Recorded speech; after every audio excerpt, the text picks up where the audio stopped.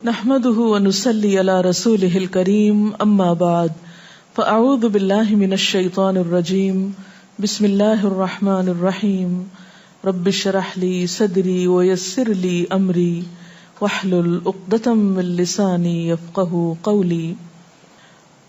ہماری گفتگو کا موضوع ہے قیامت کی نشانیاں. بحیثیت مسلمان ہم سب کا ایمان ہے کہ یہ دنیا ہمیشہ باقی نہیں رہے گی، ایک دن سب کچھ ختم ہو جائے گا،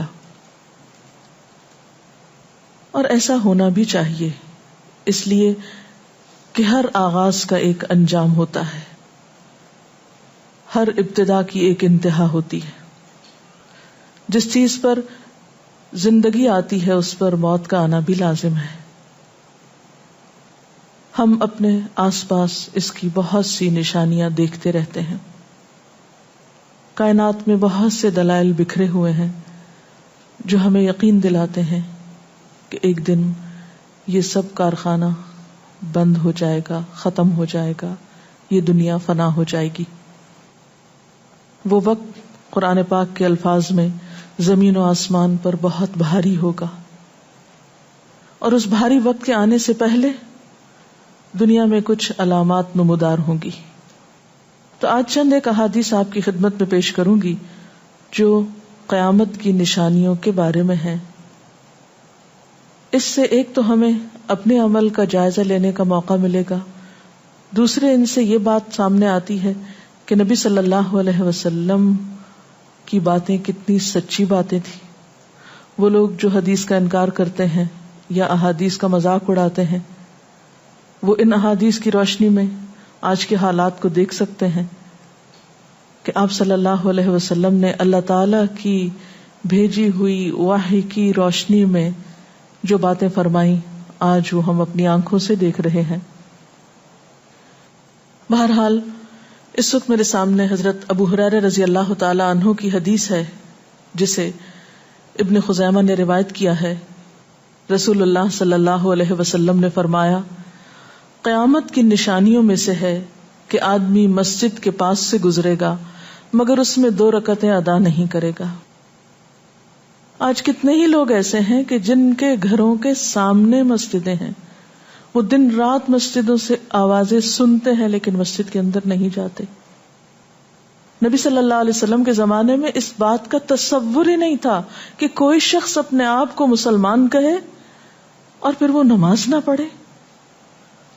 اسی لیے ہم دیکھتے ہیں کہ منافقین ہر حال میں مسجد میں پہنچتے تھے، بلکہ انہوں نے اپنی ایک الگ مسجد بھی بنائی تھی یا مسجد نامی عمارت بنائی تھی. لیکن قیامت کے نزدیک مسجدوں کے پاس سے گزرنے والے مسجد نہیں جائیں گے. ایک اور حدیث میں آتا ہے، حضرت انس فرماتے ہیں رضی اللہ تعالی عنہ کہ اللہ کے رسول صلی اللہ علیہ وسلم نے فرمایا، لوگوں پر ایک ایسا دور آئے گا کہ ان میں اپنے دین کی حفاظت پہ صبر کرنے والا اس شخص کی مانند ہوگا جو آگ کے انگارے کو اپنی مٹھی میں تھامنے والا ہے. یعنی دین پر استقامت اور دین پر عمل اتنا مشکل ہو جائے گا بعض اوقات کہ جیسے ایک انگارہ ہاتھ میں لینا کہ انسان نہ لے سکے اور نہ پھینک سکے. ایک اور نشانی جو آپ صلی اللہ علیہ وسلم نے ہمیں بتائی وہ یہ کہ زمانہ قریب آ جائے گا، عمل میں نقص واقع ہوگا اور بخیلی پیدا ہو جائے گی، دل تنگ ہو جائیں گے. ایک اور حدیث میں آتا ہے کہ بخیلی کا عام ہونا قیامت کی نشانیوں میں سے ہے. آج آپ دیکھیں کہ بسا اوقات انسان کے پاس اللہ کی دی ہوئی بے شمار نعمتیں ہوتی لیکن انسان ان نعمتوں میں کسی کو شریک نہیں کرتا. چھوٹی چھوٹی باتوں کو مائنڈ کر جانا، چھوٹی چھوٹی باتوں پہ ناراض ہو جانا، چھوٹی چھوٹی چیزوں کو حد سے زیادہ محسوس کر لینا، یہ سب کچھ شح کی وجہ ہی سے تو ہے، بخل کی وجہ سے ہی تو ہے. بخل صرف مال میں نہیں ہوتا، بخل تمام نعمتوں میں ہوتا ہے اگر ان میں اللہ کے دوسرے بندوں کو بطور شکر کے شریک نہ کیا جائے.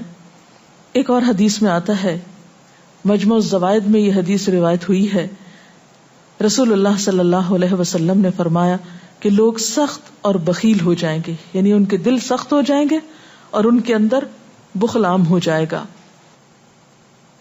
ایک اور نشانی قیامت کی آپ صلی اللہ علیہ وسلم نے یہ بتائی کہ مساجد میں زیب و زینت بہت ہوگی، یعنی نمازی تو کم ہوں گے لیکن مسجدیں سجائی بہت جائیں گی.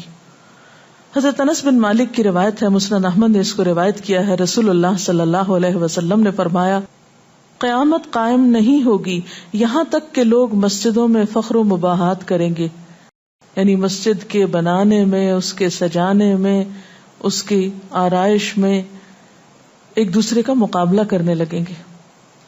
ایک اور حدیث میں آتا ہے کہ قیامت کی علامات میں سے ہے کہ لوگ مسجدوں کو سجایا کریں گے، یعنی اللہ تعالیٰ کو نماز پڑھ کے خوش کرنے کی بجائے مسجد بنا کے سجا کے خوش کرنے کی کوشش ہوگی. حضرت ابو الدرداء سے روایت ہے کہ جب تم لوگ مسجدوں کو سجانے لگو، قرآن کو مزین کرنے لگو تو تمہاری بربادی ہے، کیونکہ قرآن پاک پڑھنے کے لیے آیا، محض سجانے کے لیے نہیں. آج آپ دیکھیں کہ بسا اوقات ہم اسے پڑھتے کم ہیں، سمجھتے کم ہیں، اس کے مطابق زندگی نہیں بسر کرتے، لیکن خوبصورت انداز میں سنہری الفاظ میں لکھوا کر گھروں میں سجا دیتے ہیں.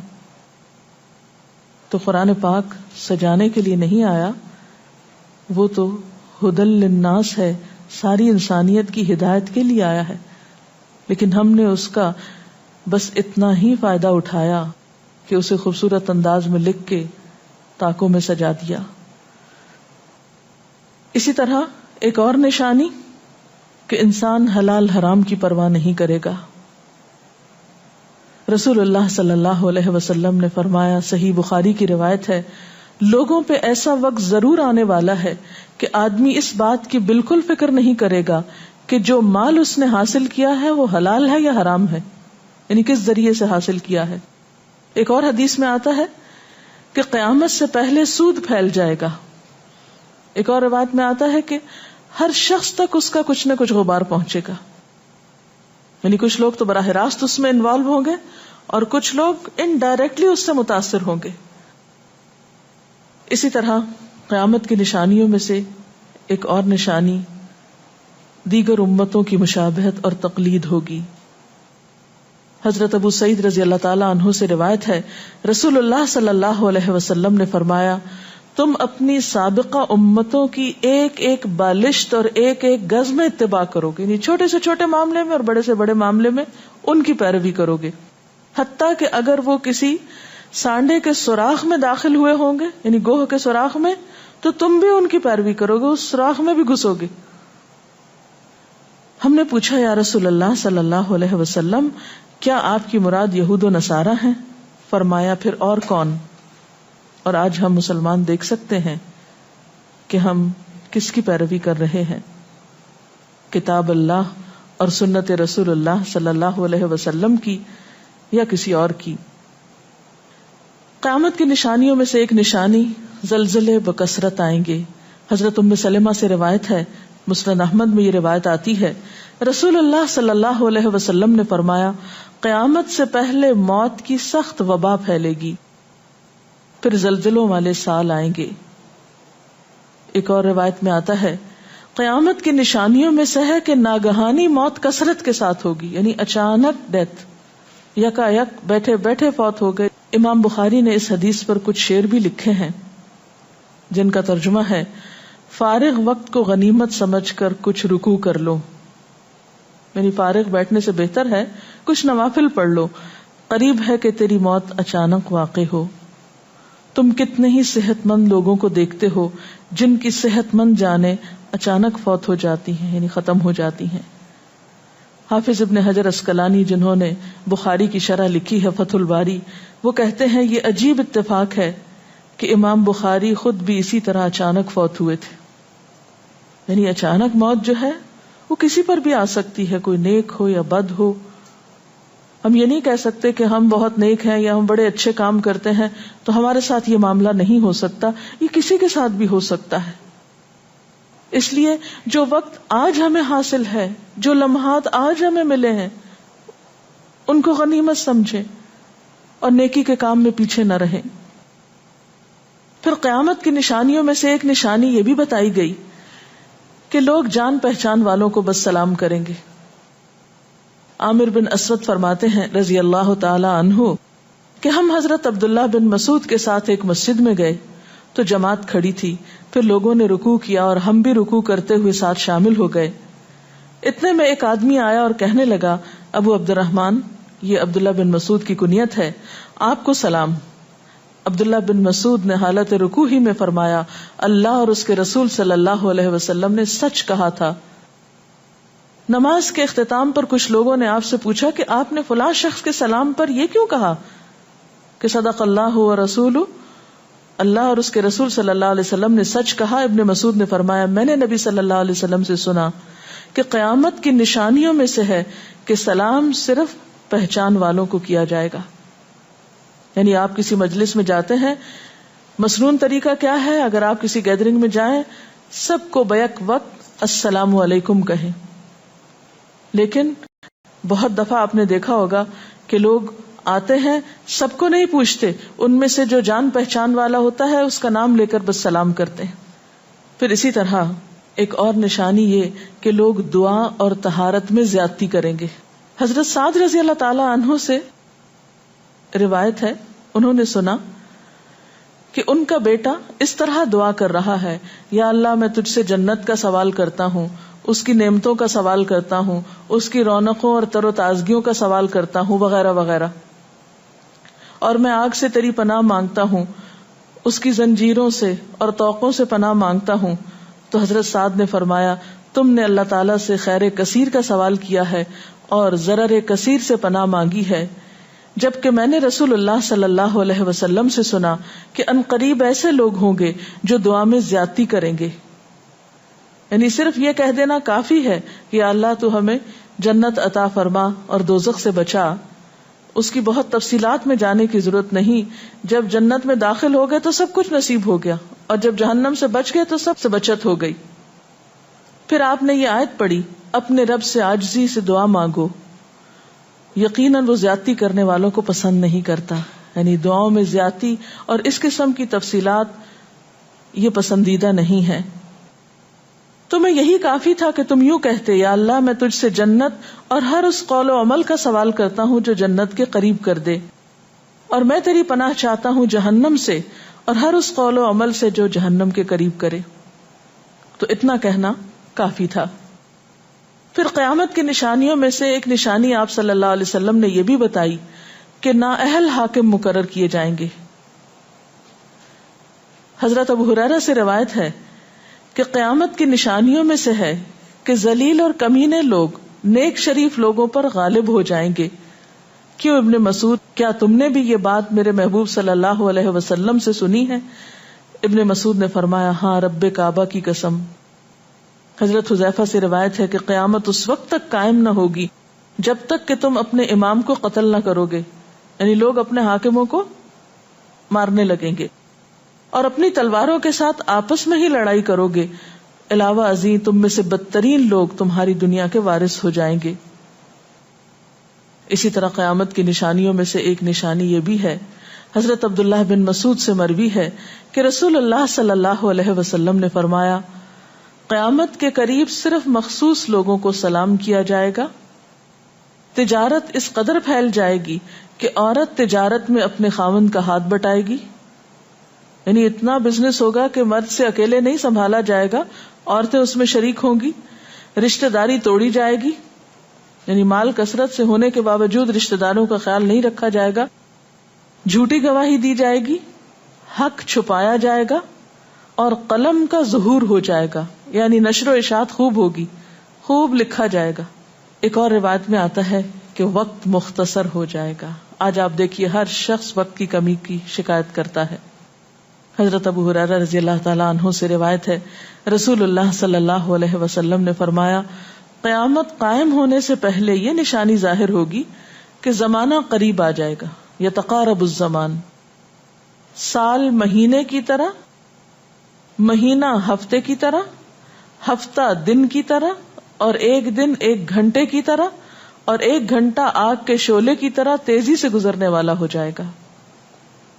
اور آج آپ دیکھیے کہ اللہ کے رسول صلی اللہ علیہ وسلم کی یہ بات کتنی سچ معلوم ہوتی ہے کہ ہر شخص وقت کی کمی کا شکار ہے، اور پتہ ہی نہیں چلتا ہفتہ گزر گیا، پتہ ہی نہیں چلتا مہینہ گزر گیا، پتہ ہی نہیں چلتا سال گزر گیا، پتہ ہی نہیں چلتا اتنی عمر گزر گئی، کل کی بات لگتی ہے.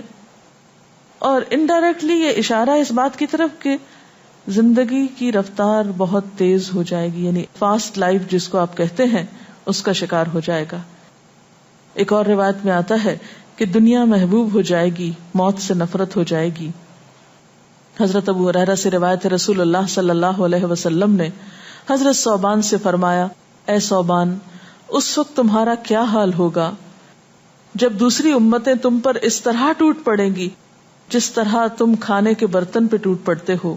ثوبان نے کہا، میرے ماں باپ آپ پہ قربان، اے اللہ کے رسول صلی اللہ علیہ وسلم، کیا اس وقت ہم تعداد میں کم ہو جائیں گے؟ فرمایا، نہیں، بلکہ تم کثرت میں ہوگے، لیکن اللہ تعالیٰ تمہارے دلوں میں وہن ڈال دے گا. صحابہ نے پوچھا، یا رسول اللہ صلی اللہ علیہ وسلم، وہن کیا چیز ہے؟